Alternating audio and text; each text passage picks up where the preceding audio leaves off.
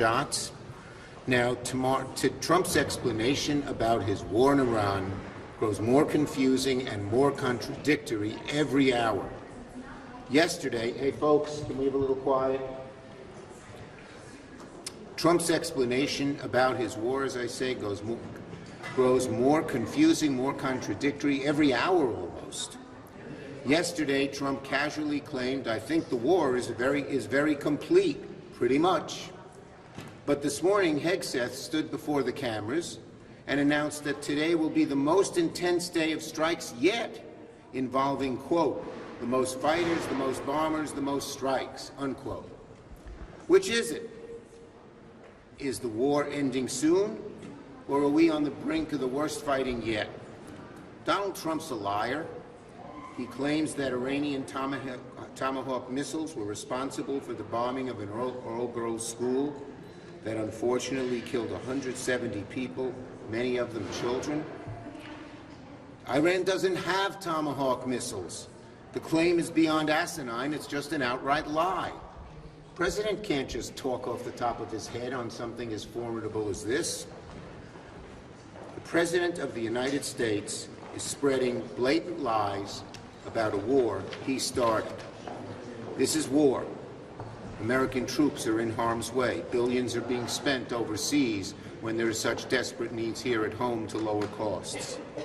Yet the administration still cannot explain a clear strategy or an endgame. That's why today I joined with my colleagues Senator Reid and Shaheen and called on the Senate to halt the Trump administration officials. What do we got there? Now from voices it goes to music. Anything to thwart my wonderful remarks. Anyway,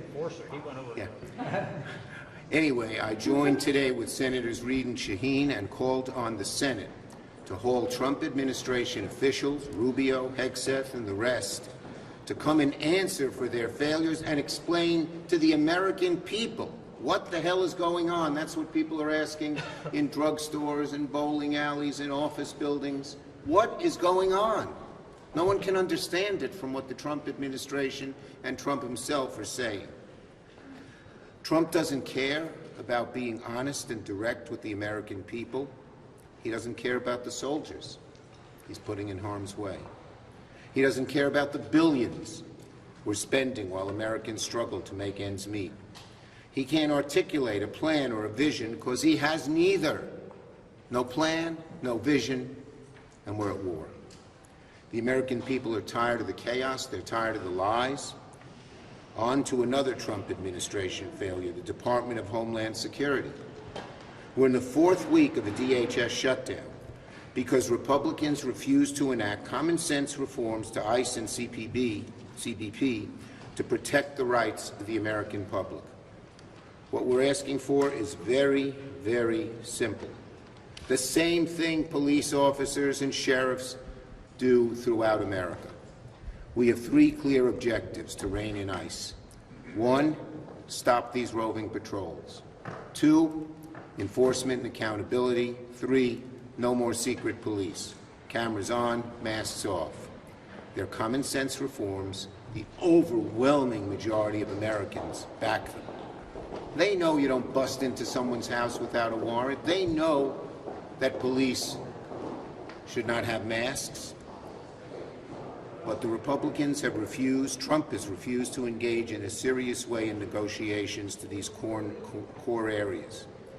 Instead, you see them trying to blame Democrats for long TSA screening lines at the airports. Well, yes, last week, Thursday, we gave them a chance to fund TSA and other DHS agencies last week. And last week, Senate Republicans, led by Senator Britt, blocked Senator Murray's attempt to pass the bill through UC, through unanimous consent. It funded the Cybersecurity and Infrastructure Agency, CISA. It funded TSA. It funded FEMA and other important DSA functions. Republicans refused to fund TSA, FEMA, and CISA. And why? To protect ICE, not to protect Americans. It's wrong. Republicans need to get serious. And now, Senator Schumer.